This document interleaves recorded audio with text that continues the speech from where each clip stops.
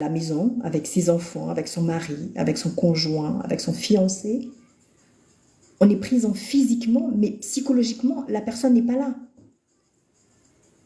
Et pour en parler là-dessus, combien d'enfants sont auprès de leurs deux parents alors que les deux parents sont absents dans leur éducation?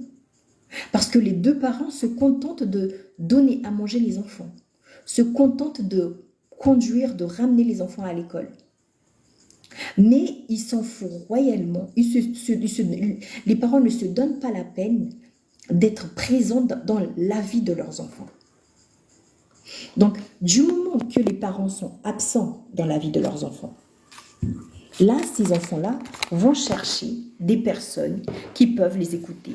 Ces enfants-là vont chercher des personnes qui peuvent les conseiller. Parce que les parents, bien que les deux parents sont présents, les deux parents sont dans le foyer, les deux parents vivent en couple, mais les deux parents sont absents dans l'éducation de leur enfant.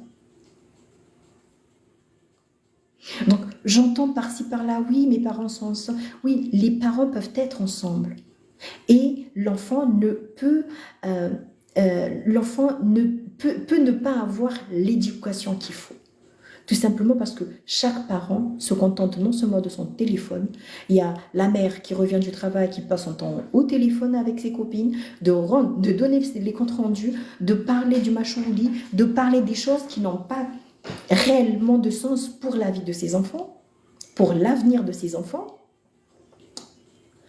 Et que le père, le peu de temps qu'il peut se donner pour partager des moments avec ses enfants, ce peu de temps-là, le père, il va retrouver des amis, il va retrouver, et il sort de la maison, c'est bien. Je dis pas qu'il faut pas aller à la mosquée, attention, faut pas dire ce que j'ai pas dit.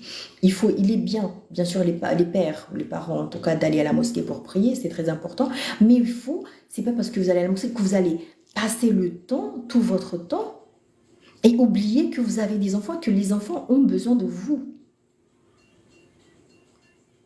Oui, parce qu'il y a des parents qui sont présents dans la famille, qui sont présents dans le foyer, mais ils sont absents dans l'éducation de leurs enfants. Si aujourd'hui on voit des enfants qui errent à des heures pas possibles dehors, pendant que leurs deux parents sont à la maison, ça c'est pas normal. C'est pas normal. Combien de femmes courage qui élèvent leurs enfants seuls et ils sont présents, ils suivent leurs enfants pas à pas. Combien de pères qui élèvent seuls leurs enfants sans mère parce que soit la maman les a abandonnés, soit la maman elle est partie, elle est morte, soit la maman n'est pas sur le territoire et que c'est les pères qui éduquent les enfants. Et que le père, le papa, est présent dans tout ce qu'ils font concernant la vie des enfants. La présence physique d'un père ou d'une mère dans le foyer ne veut pas dire que l'enfant reçoit l'éducation qu'il faut. C'est deux choses distinctes. On peut être présent dans le foyer et ne pas suivre l'éducation de son enfant.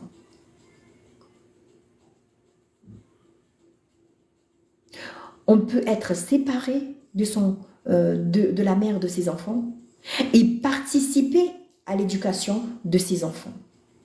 C'est une question de volonté personnelle, de se dire, il ne faut pas que j'oublie mon devoir, d'assister mes enfants, de conseiller mes enfants, de passer du moment avec mes enfants.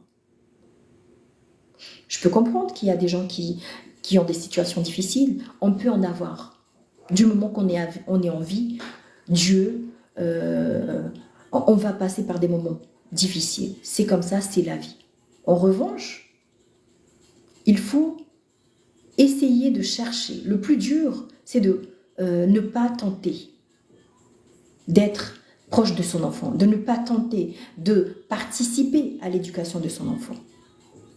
Parce que oui, il y a des pères qui délaissent l'éducation de leurs enfants. Il y a des mères qui délaissent l'éducation de leurs enfants. La présence du père ou de la mère dans le foyer n'est pas une garantie que l'enfant va recevoir une bonne éducation de la part de ses deux parents. Ce n'est pas une garantie que le père ou la mère soit présent concernant les demandes de l'enfant. Donc je vous prie tous aujourd'hui de se rendre compte de ce qui se passe actuellement, que nous sommes tous responsables. Nous sommes tous responsables et l'avenir de nos enfants, c'est à nous de les conseiller. Il ne faut pas se dire, il y a ceux qui ont des enfants de 15 ans, 16 ans, de 12 ans, se dire, non, mon enfant, il est dada. Mon enfant peut réagir, mon enfant peut prendre une décision. Non. Non. Un enfant a besoin d'avoir un cadre. Un enfant a besoin d'être conseillé. Un enfant a besoin d'être écouté. Combien d'enfants, lorsqu'ils sortent de l'école, ils ont besoin de parler avec leur mère, de raconter leur journée. Mais parfois, les parents, la mère ou le père, n'est pas à l'écoute de son enfant. Et l'enfant est frustré. Donc demain, si l'enfant lui arrive quelque chose à l'école, l'enfant n'aura pas le courage d'en parler à ses parents parce que, quoi qu'il en soit, ses parents ne l'écoutent pas. Ils ne sont pas attentionnés. Ils ne sont pas à l'écoute de l'enfant. Alors qu'aujourd'hui, oui, tu vas écouter, tu vas prendre ton temps pour écouter la journée, ce que raconte ton enfant, et à travers ce qu'il va dire, il y aura les bons, il y aura les mauvais choses, et tu vas pouvoir conseiller ton enfant. Et si demain, il veut te raconter, tu vas entendre des choses, peut-être que ton enfant peut subir des attouchements de part d'un élève, de part de son maître, tout ça peut arriver. Il ne faut pas se dire que cela ne m'arrivera jamais. Tout ça peut arriver, cela n'arrive pas qu'aux autres. Donc, si on n'est pas à l'écoute de notre enfant, si on est incapable de se donner un moment pour écouter nos enfants, demain, nos enfants ne voudront pas nous dire ce qu'ils leur ressenti, ne voudra pas nous raconter leur déroulement de leur journée. Alors qu'il est important qu'un enfant puisse raconter sa journée à ses parents. Il faut être non seulement parent, mais aussi proche de son enfant. Pas forcément parent, ami, mais il faut être proche de son enfant. Si aujourd'hui on est proche de nos enfants, on est capable de détecter ce qui va de ce qui ne va pas. Et si on arrive à agir en amont, on évite des conséquences désastreuses.